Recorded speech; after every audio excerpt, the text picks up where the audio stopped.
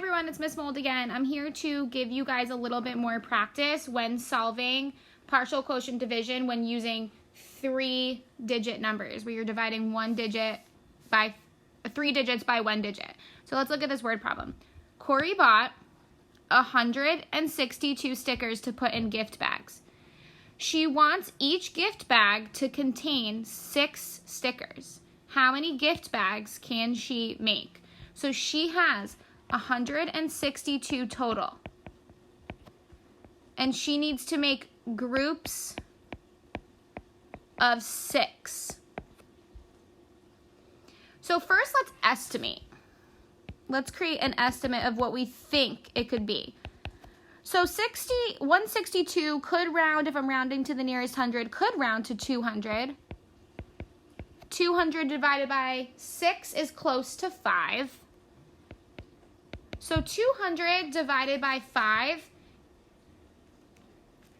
is around 40 bags. If you did 150 divided by 5 and you got 30, that's okay too. Both of those estimates are pretty close. And you can see they're really only 10 apart. All right, so now let's get started. We know that she has 162. Actually, I'm gonna move this over here. She has 162 stickers, and she needs to put 6 stickers in each bag, so it makes groups of 6. So remember, I always told you to try a 10, 20, any multiple of 10 first. Let's look at this question right here. Are there at least 10 6s, so 10 groups of 6, in 160? So I'm going to think to myself, well, I know 10 times 6 is 60. And I know that 60 is greater than 162. So yeah, I definitely can take out a group of 10. Let's see if we could even try a bigger number. Are there at least 20 6s in 162? Well, if I do 20 times 6, I get 112. And 120. 120 is greater than 162. So I can take out a group. I can make 20 groups of 6. And we're going to keep going until we get a number that's too big. So now let's try 30 6s. If I have 30 groups of 6, I have 180 groups. And 180 is bigger. Oh, I just realized I messed up my symbols here. Sorry, guys. This was 120 is less than 162. I don't have you guys here to help check my work.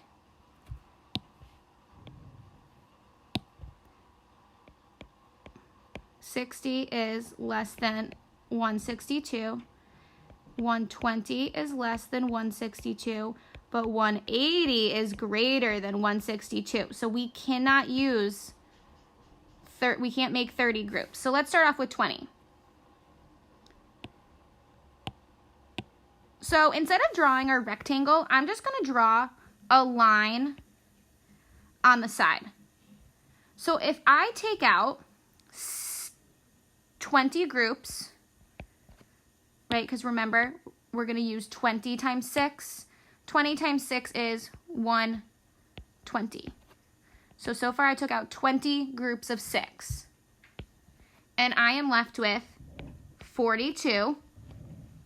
So now I'm going to see if I could take out anything else. Are there at least 10 6s in 42? Well, no, because 10 times 6 is 60.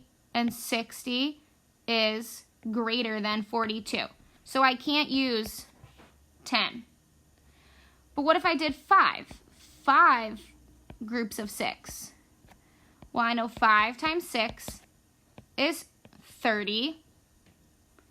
And 30 is less than 42. So we can, in fact, take out 5 more. So I think I'm actually going to make this a different color so you guys can kind of read this a little better. So we took out 20 groups here. Now we're going to take out another 5 groups. So 5 times 6 is 30. And I have to subtract, and I'm left with 12. Well, then I know that 6, I can make 2 groups of 6.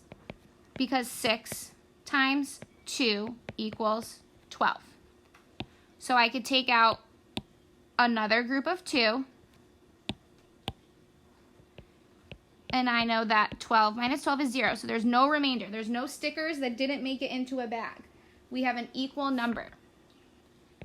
So 6 divided by 1. So 162 divided by 6 will give you 27.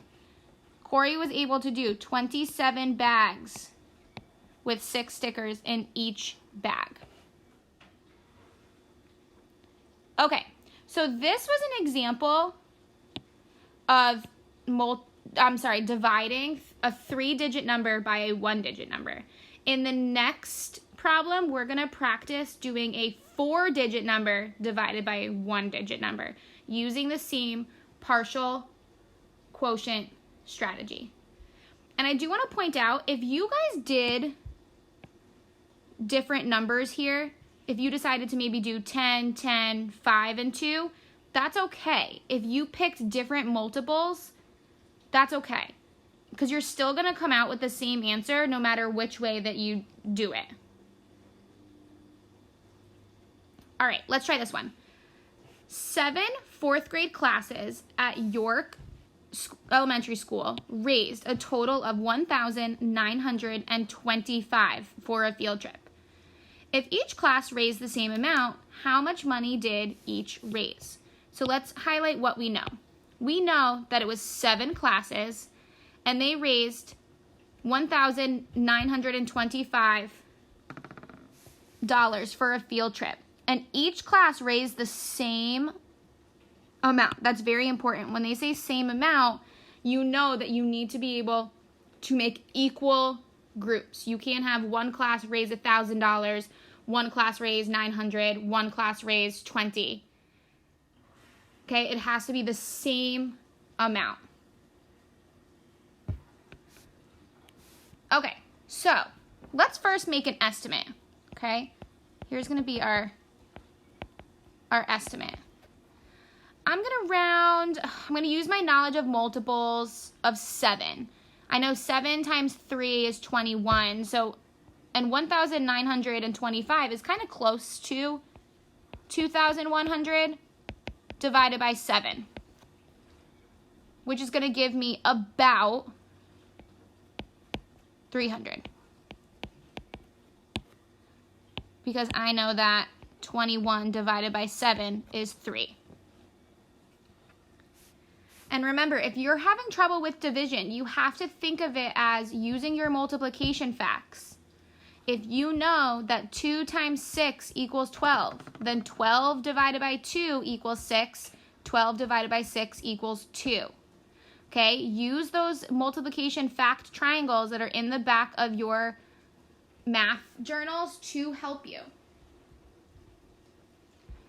Okay, so now we're going to write our problem.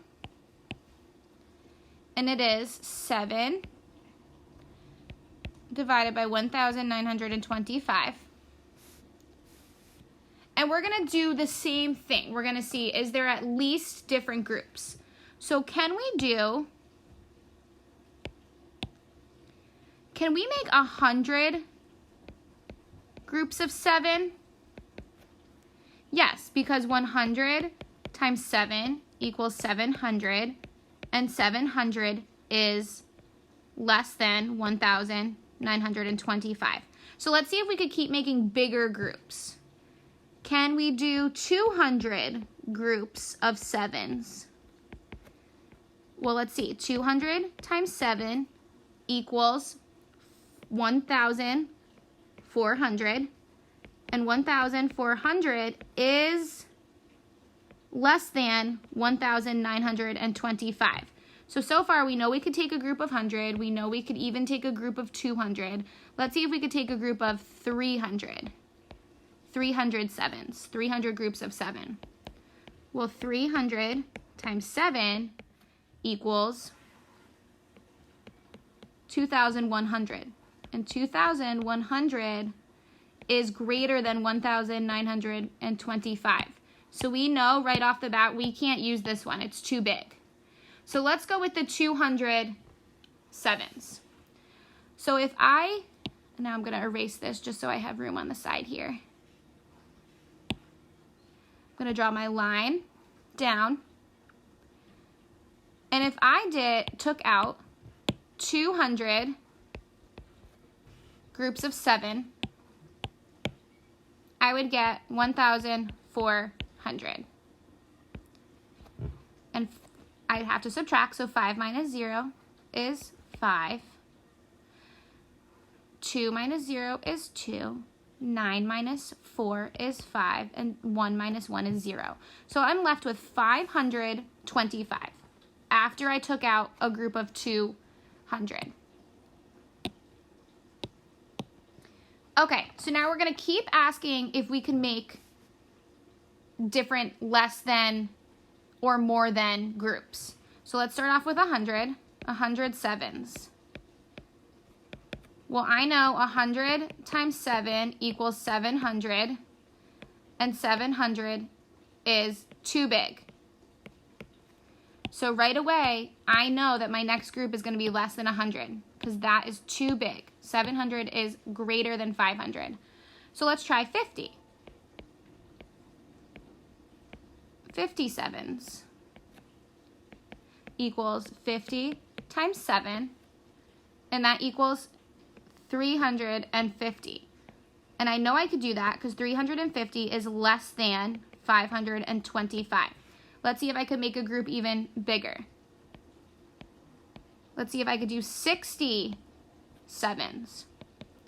Well, 60 times 7 equals 420, and 420 is less than 525. So far, I know that I could do a group of 50, a group of 60, but we want to keep getting bigger to try to take out the biggest number we can. So let's do 70 sevens, which is equal to 70 times 7, which is equal to 490. And 490 is less than 525. So we can use this one. Okay, let's see if we can go even bigger. We might not be able to, but let's see. 80 sevens, which is equal to 80 times 7, which is 560. So 560 is greater than 525. So can we use 80? Can we take out 80 sevens? No, we can't. Too big.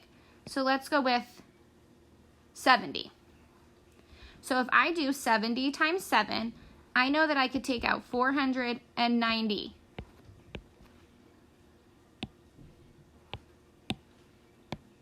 So I just took out 70. And I'm left with, if I did 525 minus 490, I would get 35. And I know, without even having to do the math, that I could take out an even group of 5. Because 5 times 7 is 35. Do I have any money remaining? No. And all you have to do is add these together. So I know that each of those 7 fourth grade classes raised $275